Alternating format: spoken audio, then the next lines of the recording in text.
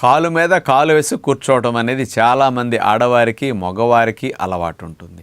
అట్లా ఎక్కువ కాలు మీద కాలు ఇట్లా వేయటం వల్ల గజ్జల భాగంలో ఇంకా ఇరుకు అవుతుంది. ఆ భాగాల్లో కాస్త వేడికి చెమటలు పట్టేస్తాయి.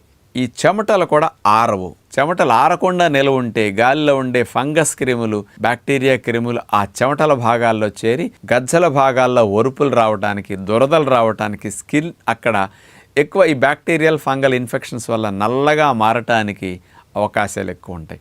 ఇది కాలు మీద కాలేసి కూర్చోవటం వల్ల వచ్చే నష్టం.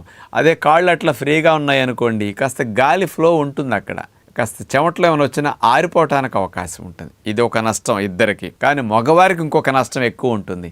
ఏమిటో తెలుసా? కాలు మీద కాలేసి కూర్చోవటం వల్ల టెస్టికల్స్కి కాస్త మూమెంట్ లేకుండా మరీ ఇరుకైపోతుంది. అక్కడ వేడి ఎక్కువైపోయి ఆ వృషణాల టెంపరేచర్ 1 డిగ్రీ వేరియేషన్ ఎక్కువైతే మనకి వీర్యకణాల ఉత్పత్తి, వీర్యకణాల క్వాలిటీ మీద కూడా చెడ్డ ప్రభావం పడుతుంది. కాబట్టి కాలు మీద కాలు వేయకుండా కాళ్ళు కాస్త ఫ్రీగా పెట్టు కూర్చునే అలవాటు చాలా మంచిది. ఇప్పుడు మీకు ఒకటి ప్రాక్టికల్గా నా విషయం చెప్తాను. అసలు నేను ఇంతవరకు కాలు మీద కాలు వేసుకుని 2 నిమిషాలు కూడా కూర్చుని ఉన్నాను, 3 నిమిషాలు కూడా ఇంతవరకు వేయలా. ఇలాంటివి ఎప్పుడో ముందు నుంచి కాస్త అవగాహన ఉండి 30-40 ఏళ్ల నుంచి కూడా కాలు మీద కాలు వేసుకునే హ్యాబిట్ లేకుండానే ఉండగలిగాం. చాలా మందికి ఉంటుంది అలా కంఫర్ట్, అలవాటు చేసుకుంటే కంఫర్ట్ అనిపిస్తుంది, కానీ అది మానితే మంచిదని విజ్ఞప్తి.